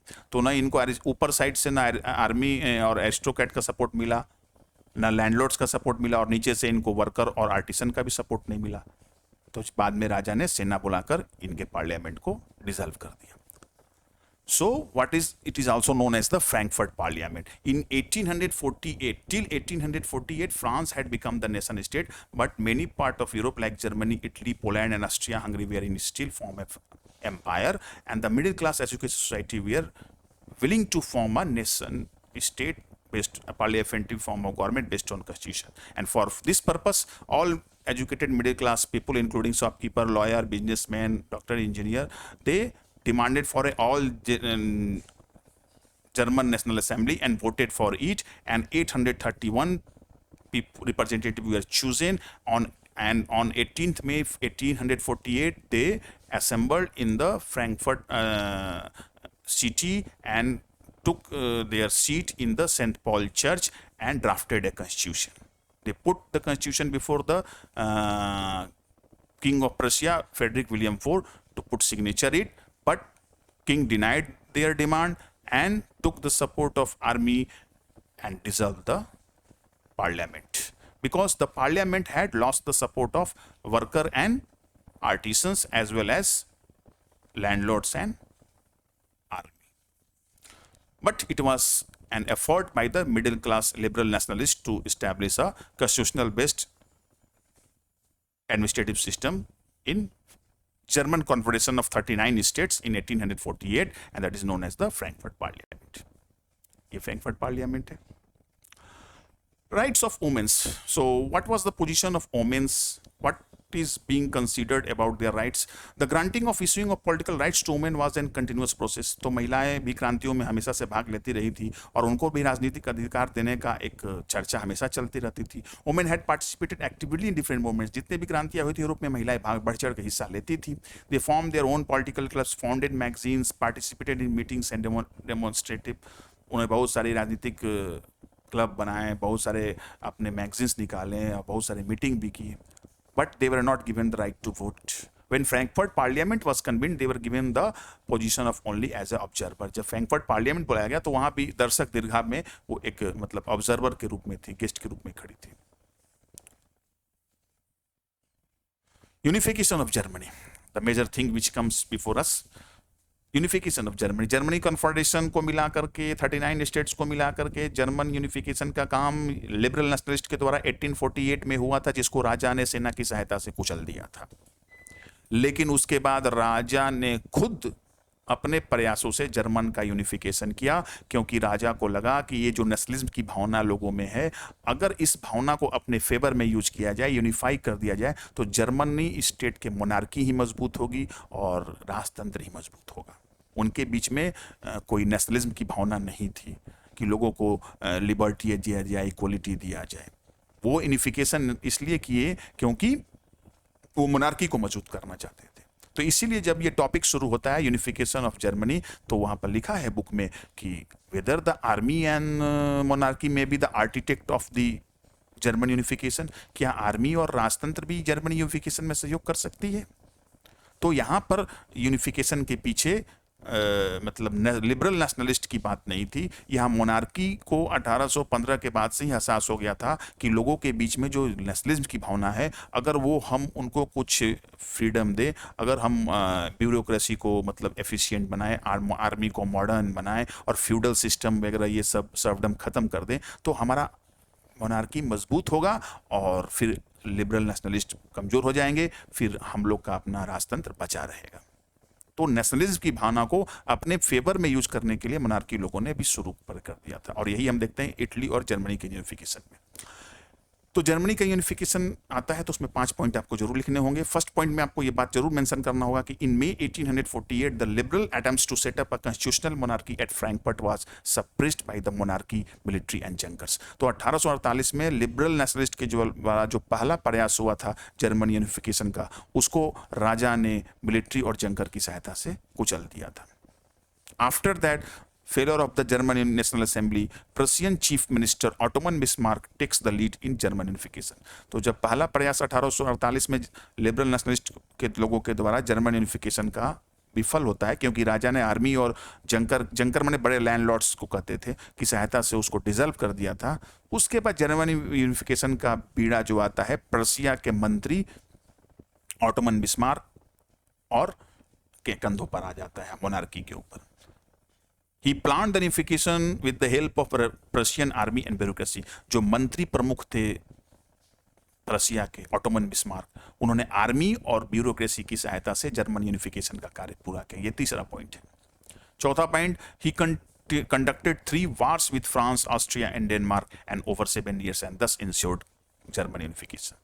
तो इसमें यही एक सबसे इंपॉर्टेंट पॉइंट है कि 7 सालों तक 3 युद्ध किए ऑटोमन बिस्मार्क साहब, आर्मी और ब्यूरोक्रेसी की सहायता से 3 युद्ध लड़े 7 सालों के अंदर में, फ्रांस, ऑस्ट्रिया और डेनमार्क, और जर्मन यूनिफिकेशन का काम पूरा हुआ 1871 में। The process was completed with the crowning of Kaiser William first as the king of Germany 1771। तो प्रसिया के जो हेड थे, राजा थे काइजर विलियम फर्स्ट, उनको 1871 में जर्मन राष्ट्र का मतलब एम्परर घोषित किया गया। तो यहां हम देखते हैं जर्मन यूनिफिकेशन का जो काम होता है, वो जो 39 स्टेट टुकड़ों में था वो एक हो गया, जर्मन स्पीकिंग लोग एक साथ आ गए, नेशन बन गया उनका नेशन स्टेट। गवर्नमेंट जो थी अभी मोनार्की ही थी, तो नेशन स्टेट का मतलब ये हो गया कि अभी वो उनका काम लिबरल नेशनलिस्ट के द्वारा नहीं किया गया, मोनार्की की सहायता से किया गया। ऑटोमन बिस्मार्क देख सकते हैं और ये जर्मनी देश बना। यूनिफिकेशन ऑफ इटली, इटली का यूनिफिकेशन कैसे पूरा हुआ? Like Germany it was also scattered over different dynastic states out of which Sardinia Piedmont was ruled by the Italian princely state. तो जर्मनी की तरह इटली भी छोटे छोटे टुकड़ों में बटा हुआ था, 7 राज्यों में बटा हुआ था, और केवल सार्डिया पिडमोंट का शासन जो था वहाँ इटालियन राजघराने का था। सार्डिया पिडमोंट पर जो था इटली भाषी राजकीय घराने का शासन चलता था। तो 7 राज्यों में बटा हुआ था इटली, और इसके उत्तरी भाग का जो शासन चलता था वो हैक्सपर एम्पायर ऑस्ट्रिया के कंट्रोल में था। साउथ का शासन में स्पेन के राजा का, बर्मन किंग ऑफ स्पेन का था, और मिडिल में रोप ऑफ पोप का शासन था। तो 3 क्षेत्रों में इसका शासन पर, उत्तरी भाग पर शासन होता था हैक्सपर एम्पायर ऑफ ऑस्ट्रिया, मध्य में होता था पोप ऑफ रोम, और साउथ में होता था बर्मन किंग ऑफ स्पेन। 7 भागों में बटा हुआ था राज्यों में, और 3 क्षेत्रों में इसका 3 तरह का रूल था। अब इटली यूनिफिकेशन का पहला प्रयास हमारा होता है जुसेप्पे मजीनी के द्वारा, जो एक रिवॉल्यूशनरिस्ट थे, लेकिन उनका प्रयास विफल होता है। लेकिन उनका इटली के यूनिफिकेशन में उनकी चर्चा करना आवश्यक है। Giuseppe Mazzini put a coherent programme for the unification of Italy. उन्होंने एक बहुत सुनियोजित विचारधारा प्रस्तुत की थी इटली के यूनिफिकेशन के लिए। He founded 2 secret societies, young Italy and young Europe, for the unification of Italy. But after failed uprising in 1831 and 1848, the state of Sardia Piedmont took the responsibility of unification of Italy। लेकिन Giuseppe मजीनी और क्रांतिकारियों के द्वारा 1831 और 1848 में Italy के unification का जो प्रयास किया गया वो विफल होने के बाद अंत में सार्डिया पिडमोंट के शासक के द्वारा इमैनुअल विक्टर सेकेंड और उनके मंत्री कावूर के द्वारा इटली के यूनिफिकेशन का काम अपने कंधों पर ले लिया गया। So unification of Italy started with the king of Sardia Piedmont, Victor Emmanuel II, and his minister Cavour. After the fail of Giuseppe Mazzini's first attempt to unify the Italy through his coherent program and the uprising, a fail of uprising in 1831 and 1848, the unification of Italy came on the shoulder of the king of Sardia Piedmont, Victor Emmanuel II, and Cavour. Cavour was neither a Democrat nor a revolutionary but made a great contribution। अब मैं बता ही रहा हूं कि ये जो unification हो रहा है ये लिबरल नेशनलिस्ट के द्वारा नहीं हो रहा है, क्योंकि लिबरल नेशनलिस्ट जो थे वो इक्वलिटी की बात करते थे, लिबर्टी की बात करते थे, वो डेमोक्रेटिक गवर्नमेंट की बात करते थे। लेकिन यहां तो मोनार्की कर रही है यूनिफिकेशन, सारे एक कल्चर वाले लोगों को, एक स्पीकिंग लैंग्वेज वाले को एक स्टेट के अंदर ला रही है। नेशन स्टेट तो बना रही है लेकिन मोनार्की बना रही है। तो इसीलिए कहा जा रहा है कि कावुर जो था वो कोई क्रांतिकारी नहीं था, वो कोई डेमोक्रेट नहीं था, वो तो मंत्री था, एरिस्टोक्रेट का आदमी था। लेकिन वो यूनिफिकेशन करके इटली को मजबूत बनाकर वो अपने राजतंत्र को मजबूत कर रहा था, जबकि लिबरल नेशनलिस्ट की ऐसी चाह नहीं थी। तो कावुर was neither a democrat nor a revolutionary. Being an influential member of educated Italy, he spoke French better than Italian. वो एजुकेटेड फैमिली का था, संभ्रांत परिवार का था, धनी संपन्न तबका का था, और इटली की जगह पर फ्रेंच ही ज्यादा बेटर बोलता था। So he was able to have a diplomatic alliance with France and succeeded in defeating Austrian forces in 1859. तो कावुर का सबसे बड़ा प्रयास ये रहा है कि उसने फ्रांस से एक कूटनीतिक संधि कर ली और ऑस्ट्रियन फोर्सेस को 1859 में रेगुलर आर्मी की सहायता से हरा दिया।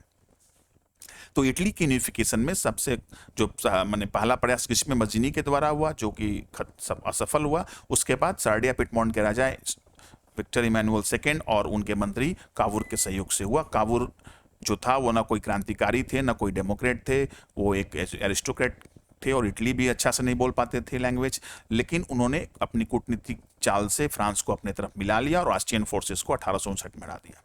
अब एक गैरिबल्डी साहब भी हैं जिनके इटली के यूनिफिकेशन में बहुत बड़ा योगदान है। गैरिबल्डी जिसे गैरिबल्डी, इनकी एक वॉलंटियर आर्मी थी, स्वयं भू सेना थी। तो apart from regular troops, a large number of armed volunteers under the leadership Giuseppe Garibaldi marched into South Italy and the Kingdom of Two Sicilies in 1816 with the help of local peasants. They succeeded in driving out the Spanish king. तो south Italy के south वाले part में Spanish king का शासन था, तो वहां पर कावुर अपना ट्रूप लेकर गए। तो फिर उनको गिउसेप्पे गैरिबल्डी के वॉलंटियर आर्मी का भी सहयोग मिला और उसके साथ वहां के लोकल पीजेंट्स का भी सहयोग मिला, और ये लोग 1860 में किंगडम ऑफ टू सिसिली में प्रवेश किए और वहां से स्पेनिश किंग को खदेड़ने में सफल हुए। In 1861, the unification of Italy was accomplished and the Sardia Piedmont king Victor Emmanuel II was proclaimed the king of United Italy. इस तरह से इटली का यूनिफिकेशन पूरा होता है। इसमें कावुर और गैरिबल्डी दोनों का सहयोग है। आप देख सकते हैं ये मजीनी साहब है, इनका पहला प्रयास हुआ था रिवॉल्यूशन के द्वारा। कोहेरेंट प्रोग्राम इनके पास था। यंग इटली, यंग यूरोप, उन्होंने दो सीक्रेट सोसाइटी भी बनाई थी। 1831 और 1847 में दो क्रांतियां भी हुई थी, लेकिन ये फेल हो गया था। तब विक्टर इमैनुअल काउंट सार्डिया पिडमोंट के राजा और उनके मंत्री काउंट कावुर के सहयोग से इटली का यूनिफिकेशन शुरू हुआ। कावुर साहब ने कूटनीतिक संधि फ्रांस से करके 1859 में ऑस्ट्रियन फोर्सेस को हराया। फिर वो लोग साउथ इटली में प्रवेश किए और वहां उनको गैरिबल्डी के सहयोग मिला, गैरिबल्डी के वॉलंटियर ट्रूप्स का भी सहयोग मिला और लोकल पीजेंट्स का भी सहयोग मिला, जिससे वो स्पेनिश किंग को हराने में सफल हुए। और 1831 में इटली का यूनिफिकेशन पूरा हुआ और विक्टर इमैनुअल सेकेंड वहां के राजा बने। Unification of Great Britain. Great Britain का यूनिफिकेशन कैसे होता है? The transformation of Great Britain into a nation state was not a sudden process. जब देखिए नेशन स्टेट क्या है कि जब एक नेशन के लोगों का अपना खुद का स्टेट हो जाए। अगर एक नेशन के लोग बिखरे बिखरे इधर उधर हैं, किसी साम्राज्य में फैले हुए हैं, तो सभी मिलकर एक जगह आ जाए तो वही नेशन स्टेट। तो यही अगर काम लिबरल नेशनलिस्ट के द्वारा होता था तो वो नेशन स्टेट में डेमोक्रेटिक फॉर्म में गवर्नमेंट थी। अब यहां पर इटली और जर्मनी का यूनिफिकेशन नेशन स्टेट बना। जर्मन स्पीकिंग लोग 39 स्टेट में बटे हुए थे, लेकिन सभी लोग मिलकर एक जर्मन नेशन स्टेट हो गया। लेकिन ये काम कौन किया? मोनार्की ने किया, बिस्मार्क ने, मंत्री ने किया, सेना की सहायता से, ब्यूरोक्रेसी की सहायता से। तो जर्मन स्पीकिंग लोग एक साथ तो आ गए, लेकिन उनको उतनी लिबर्टी और इक्वलिटी नहीं मिला क्योंकि अभी वहां मोनार्की ही थी। तो मोनार्की ने किया यूनिफिकेशन। तो हमको तो यही देखना था कि नेशन स्टेट कैसे बना, यही पढ़ना था। अब डेमोक्रेटिक गवर्नमेंट उसमें बाद में आई, उसके बारे में नहीं पढ़ना है। इटली भी जो 7 राज्यों में बटा हुआ था वो कैसे एक बन गया, हमको यही पढ़ना था। नेशन स्टेट कैसे बना? तो मोनार्की इसलिए ये काम कर रही थी क्योंकि मोनार्की अपने को मजबूत करना चाहती थी, अपना डोमिनेंस बढ़ाना। Strange case of Great Britain का यूनिफिकेशन जर्मनी और इटली की तरह नहीं हुआ। यहां कोई बहुत बड़ी क्रांति नहीं हुई, युद्ध नहीं हुआ, ये काम धीरे धीरे हुआ, इसीलिए इसको कहते हैं strange case of Britain. There was no one British nation before the 18th century. 18th century के पहले ब्रिटिश नेशन नाम का कोई चीज नहीं था। ग्रेट ब्रिटेन आज जिसे हम ग्रेट ब्रिटेन कहते हैं, वहां पर 4 नस्ल के लोग रहते थे। 4 अलग अलग इलाकों में। इंग्लैंड के इलाके में इंग्लिश लोग रहते थे, स्कॉटलैंड के इलाके में स्कॉटिश लोग रहते थे, वेल्स के इलाके में वेल्स लोग रहते थे, आयरलैंड के इलाके में आयरिश लोग रहते थे। तो 4 इथनिक ग्रुप्स, अलग अलग एक नस्ल के लोग थे, and they have their own distinct and political and social. ये पूरा ब्रिटिश द्वीप समूह कहलाता है, यही मिलकर ग्रेट ब्रिटेन बना, छोटे छोटे टापू जैसे आयरलैंड इधर है। तो ये ब्रिटिश आइलैंड्स कहलाता था, और ब्रिटिश आइलैंड्स में द्वीप समूह में 4 नस्ल के लोग रहते थे। The people having their common origin and past is known as race, ethnic groups. तो एथनिक ग्रुप्स जो होते हैं उनकी अपनी distinct political and social and racial identity होती है, नस्ल के लोग होते हैं। And the English nation grew in wealth and power, it began to dominate the. यहां पर यूनिफिकेशन का काम इंग्लैंड के नेतृत्व में हुआ, क्योंकि इंग्लैंड ने एशिया और यूरोप में बहुत जगह अपने कॉलोनी बना लिए थे, बहुत देशों को गुलाम बना लिया था। इंडिया को भी इंग्लैंड ने गुलाम बनाया था। धीरे धीरे इसकी संपत्ति बढ़ी तो इसका ताकत भी बढ़ा। तो अब इंग्लैंड के पार्लियामेंट के नेतृत्व में इस सबका यूनिफिकेशन होकर ग्रेट ब्रिटेन के रूप में हुआ। कैसे हुआ? In 1688, the English Parliament seized the power from the monarchy, and the Parliament passed an Act of Union in 1707, by which the England and Scotland were unified, resulting in formation of United Kingdom of Great. तो great Britain के unification में पहला point यही है कि 1688 में England के parliament ने राजतंत्र से शक्ति अपने में छीन ली, और पार्लियामेंट ने एक 1707 में कानून पास किया, एक्ट ऑफ यूनियन, और स्कॉटलैंड को मिला लिया गया इंग्लैंड में, और उसका नाम पड़ा great Britain of United kingdom of Great Britain. Scotland को आश्वासन दिया गया कि अब हम दोनों लोगों के पार्लियामेंट में चुनाव होगा, हम लोग दोनों लोग मिलकर सरकार चलाएंगे। तो इंग्लिश पार्लियामेंट के जब इंग्लिश की धन और संपत्ति में जब वृद्धि हुई, तो इंग्लिश पार्लियामेंट ने 1707 में एक्ट ऑफ यूनियन पास किया, और स्कॉटलैंड को सबसे पहले इंग्लैंड में मिला लिया गया, और इस दोनों को मिलाकर नाम पड़ा United kingdom of Great Britain. The parliament was dominated by English, and the political and cultural identities of Scots were systematically suppressed. तो पार्लियामेंट में चूंकि इंग्लैंड की जनसंख्या ज़्यादा थी, बड़ा था, इंग्लिश लोग ज़्यादा चुनकर आते थे, तो धीरे धीरे स्कॉटिश लोगों के संस्कृति को, उनके कल्चर को, उनके लैंग्वेज को धीरे धीरे दबा दिया गया, उनको खुद में मिला लिया गया, उनकी पहचान धीरे धीरे खत्म कर दी गई, अब वो भी इंग्लिश हो गए। आयरलैंड, अब आयरलैंड की बारी आई। Ireland was inhabited by protestant and catholic. देखिए, ईसाई धर्म के 2 पार्ट हैं। ईसाई धर्म में ईसा मसीह को पूजने का 2 तरीका है, एक प्रोटेस्टेंट मान के ग्रुप के हैं लोग, एक कैथोलिक। तो प्रोटेस्टेंट जो हैं, ये इंग्लैंड जो देश है वो प्रोटेस्टेंट समुदाय का है, और आयरलैंड कैथोलिक समुदाय का है। लेकिन आयरलैंड में प्रोटेस्टेंट माइनॉरिटी में थे, कम थे, वहाँ कैथोलिक ज़्यादा थे। तो इंग्लैंड ने चाल चली, आयरलैंड को मिलाने के लिए इंग्लैंड ने चाल चली। वहाँ कैथोलिक जात की जनसंख्या ज़्यादा थी, अब प्रोटेस्टेंट कम थे, तो उसने प्रोटेस्टेंट लोगों को सपोर्ट करना शुरू किया इंग्लैंड ने, उस पर कब्जा जमाने के लिए। Ireland was inhabited by protestant and Catholic. The English supported the minority Protestant over majority Catholic, and lastly Ireland was forcefully became the part of Britain 1880। तो धीरे धीरे इंग्लैंड ने आयरलैंड के प्रोटेस्टेंट समुदाय को सपोर्ट करके मेजॉरिटी कैथोलिक पर अपना प्रभाव बढ़ाया, और 1801 में मिला लिया आयरलैंड को भी बलपूर्वक। तो both Scotland and Ireland were subordinate of the England. The symbol of New Britain's, the British flag, the national anthem, God Save Our National King, the English language were promoted, and the older nation survived only as subordinate partner of this union.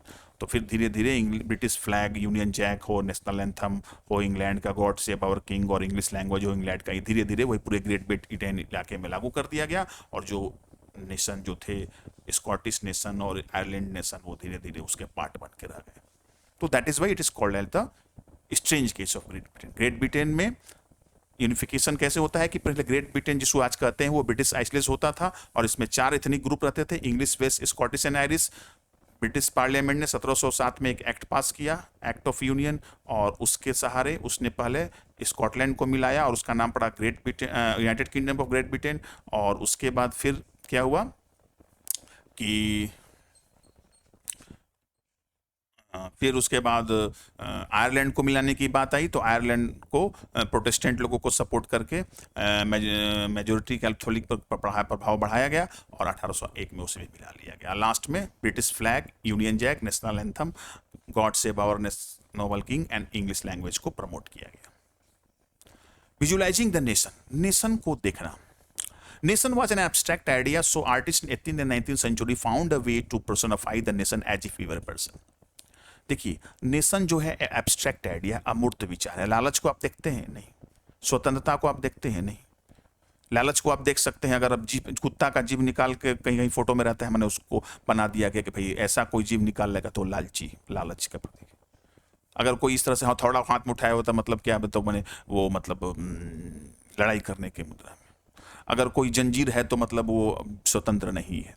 तो कुछ चीज़ों को, जो चीज़ें होती हैं उसको केवल महसूस किया जा सकता है, उसको देखने के लिए उसको कुछ रूप देना पड़ता है। तो राष्ट्र भी लोगों के समूह से बनता था, लेकिन अमूर्त विचार था, राष्ट्र को कोई देख नहीं पाता था, तो राष्ट्र को एक मानव का रूप देना पड़ता था। मान लीजिए कोई किंग है और आपने किंग को नहीं देखा है, लेकिन उस किंग की कोई तस्वीर दिखा दी जाए, मूर्ति दिखा दी, तो आप पहचानिए हाँ यही किंग है वो। तो उसी तरह से अब फ्रांस राष्ट्र हो, जर्मन राष्ट्र हो, इंडिया राष्ट्र हो, तो हम कहाँ देखेंगे, कहाँ ढूंढेंगे? सभी लोग तो ग्रुप हैं, सभी लोग से मिलकर बना है। तो राष्ट्र को पहले शुरू हुआ कि 18th एंड 19th सेंचुरी में कलाकारों ने सोचा कि राष्ट्र को भी एक मानव का रूप दिया जाए, ऐसे दिया जाए जैसे लगो कि कोई मानव हो, पर्सोनिफाई किया गया।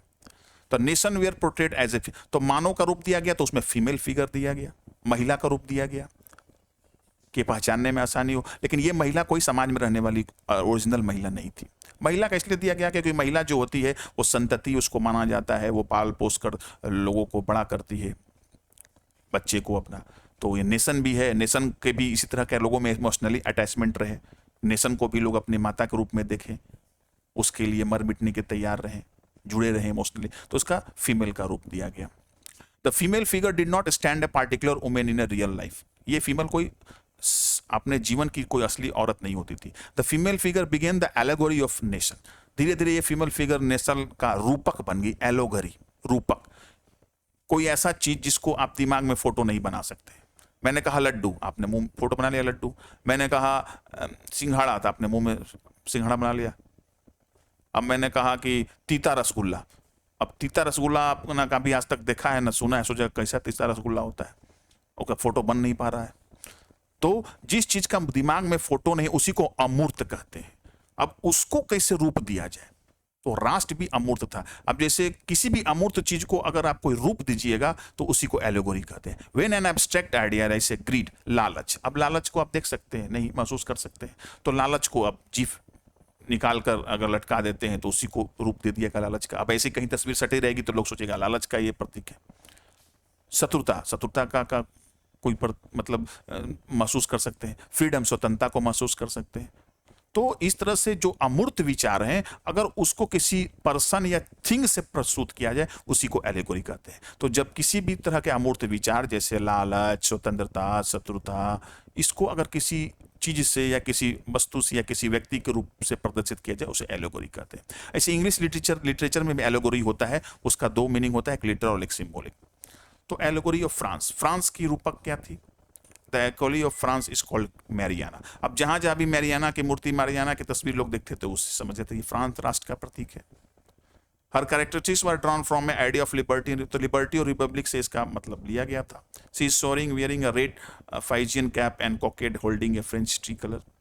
तो ये एक लाल रंग की टोपी पहनती है और एक फ्रेंच ट्री कलर अपने हाथ में रखती है। वैसे यहाँ पर दिया हुआ है मैरियाना का फोटो, देखिए सिक्का पर भी है, डाक टिकट पर भी है। तो ये फ्रांस राष्ट्र का प्रतीक है। Allegory of Germany, the allegory of Germany का रूपक क्या था? जर्मेनिया थी। She is shown wearing armour holding an imperial sword. तो ये मतलब ये कवच पहनी हुई है और इसके हाथ में एक राजकीय मतलब तलवार है। She is portrayed having a long flowing reddish hair wearing a crown of oak leaves, oak stand for. तो इन मतलब इसके माथे पर मुकुट है, ओक के पत्तियों से बना हुआ, ओक बहादुरी का प्रतीक है। तो एलोगोरी, अब जैसे लाल झंडा है, ये भी एलोगोरी है खतरा का। खतरा दिखाना है तो लाल दिखा दीजिए झंडा, स्टॉप हो जाएंगे, रुक जाएंगे। तो किसी भी अमूर्त चीज को, खतरा को हम देख नहीं सकते हैं, महसूस कर सकते, तो किसी भी अमूर्त चीज को कोई आदमी से या चीज के सहारे दिखाया जाए उसी को एलोगोरी कहते हैं। तो महिला के रूप के द्वारा नेशन को दिखाने की प्रथा चालू हो गई 18वीं 19वीं शताब्दी में। हमारे देश में भी स्वतंत्रता संग्राम चल रहा था, तो हमारे देश के भी कलाकारों ने सोचा कि भारत राष्ट्र को कैसे दिखाया जाए, तो भारत माँ की तस्वीर बनी। Nationalism and imperialism. अब ये नेशनलिज्म तो राष्ट्रवाद हम जानते ही, अब ये इंपीरियलिज्म, ये साम्राज्यवाद क्या है? The nationalism is which is the feeling of love for one's own nation became intense and narrow-minded in the mid 18th century। तो नेशनलिज्म जो हम लोग पढ़ते थे, लिबर्टी इक्वलिटी की बात करता था, एक नेशन बनाने की बात करता था, राजतंत्र के विरुद्ध लड़ने की बात करता था, वो राष्ट्रवाद 1850 के बाद बहुत ही नैरो, एक संकीर्ण विचारधारा बन गई। छोटे छोटे गेन के लिए एक ये विचारधारा बन गई। इसका ब्रॉडर मीनिंग खत्म हो गया लिबर्टी और इक्वलिटी का। क्यों? Many nation became intolerant of each other and competed with each other one other for control of territories. अब इस समय जो मतलब मिड 19th सेंचुरी में 1850 के बाद लोगों में जो नेशनलिज्म की भावना थी वो अब संकीर्ण इस मायने में हो गई क्योंकि हर राष्ट्र अब दूसरे राष्ट्र से अपने को ज्यादा ताकतवर, अपने से ज्यादा सुपीरियर मानने की प्रथा चालू हो गई। पहले तो राष्ट्र जो थे एक दूसरे का मतलब सम्मान करते थे, लेकिन अब राष्ट्रों के बीच में दुश्मनी हो गई। अब हर राष्ट्र सोचता था कि मेरा ही राष्ट्र सबसे बढ़िया है, मैं ही सबसे स्ट्रांगर हूं, मैं ही सबसे बढ़िया हूं। अगर दूसरे राष्ट्र की कब्जा करना हो तो उसे भी कब्जा कर लो शक्ति के बल पर। तो ये तो लिबर्टी है, तब दूसरे देश की कब्जा कीजिएगा तो लिबर्टी और इक्वलिटी उसकी गई।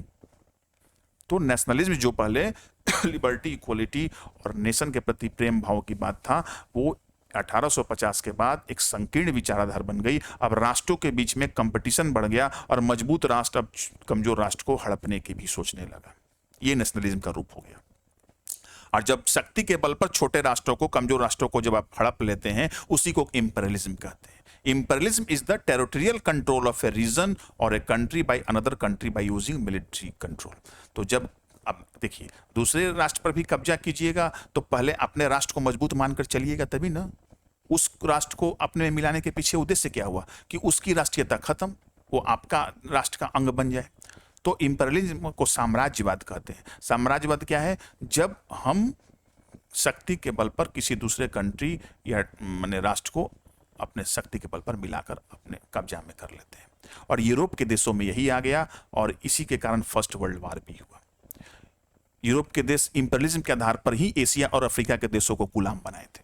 इंग्लैंड भारत को गुलाम क्यों बनाया था? शक्ति के बल पर। इतनी बड़ी आर्मी रखे हुए था, फौज रखे हुए था, तोप रखे हुए था।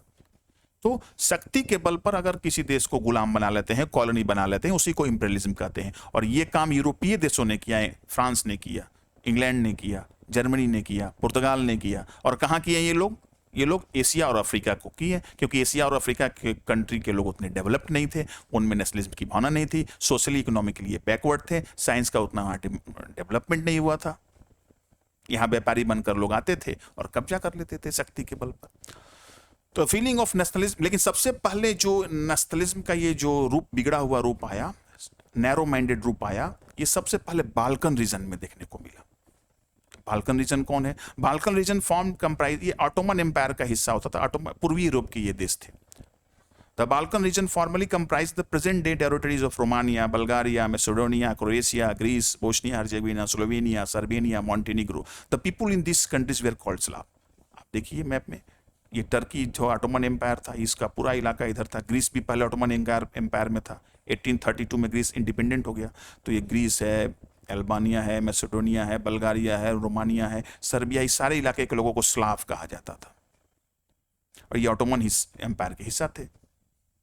तो सबसे पहले नेशनलिस्ट टेंशन इन्हीं के बीच में, राष्ट्रों के बीच में कंपटीशन यही शुरू हुआ। और इस क्षेत्र में बाल्कन, ये जो रीजन था प्रेजेंट डे, जो पूर्वी यूरोप के देश, यही बाल्कन रीजन कहलाता था। This feeling of nationalism became intense in Balkan region. The Balkan region, the disintegration of Ottoman Empire in the region made the situation very explosive in region, as every state was jealous of one another and hoped to gain independence at the cost of other. तो Balkan region जो है ये present day Romania, Bulgaria, Macedonia, Croatia, Greece, Bosnia Herzegovina आदि अलग अलग state से मिलकर बना हुआ था और ये सभी ऑटोमन एम्पायर के हिस्सा थे। लेकिन जैसे जैसे ऑटोमन एम्पायर जब कमजोर पड़ा तो ये इससे स्वतंत्र होने लगे, और स्वतंत्र जब होने लगे तो हर स्टेट चाहने लगा कि अब मैं बड़ा से बड़ा बन जाऊं, और दूसरे से घृणा करने लगा, नफरत करने लगा, और अपना टेरिटरी, अपना आइडेंटिफिकेशन डिफाइन करने के लिए दूसरे को हड़पने के चक्कर में रहने लगा। ऑटोमन एम्पायर से ये स्वतंत्र हो गए। आज का जो Romania, Bulgaria, Macedonia, Croatia, Greece, पर्शिगोनिया, ये जो मैं दिखा रहा हूँ, यही बाल्कन रीजन थे। तो बाल्कन रीजन का इलाका के लोग को स्लाव कहते थे, और ये लोग किसके अंदर में थे? ऑटोमन एम्पायर के। लेकिन ऑटोमन एम्पायर धीरे धीरे कमजोर पड़ने लगा। जब कमजोर पड़ना था, ये स्वतंत्र होने लगे। स्वतंत्र होने के बाद इनके आपस में संबंध अच्छे नहीं रहे, ये एक दूसरे से नफरत करने लगे, जिले, क्योंकि इसमें नैरो माइंडेड नेशनलिज्म आ गया। One by one, the European nationalists in Balkan broke away from control of Ottoman Empire and declared independence. तो एक एक करके सभी बाल्कन स्टेट्स जो थे वो अपना नेशनलिस्ट, जो अपने अलग नेशनलिस्ट के लोग थे, स्वतंत्र हो गए बाल्कन से।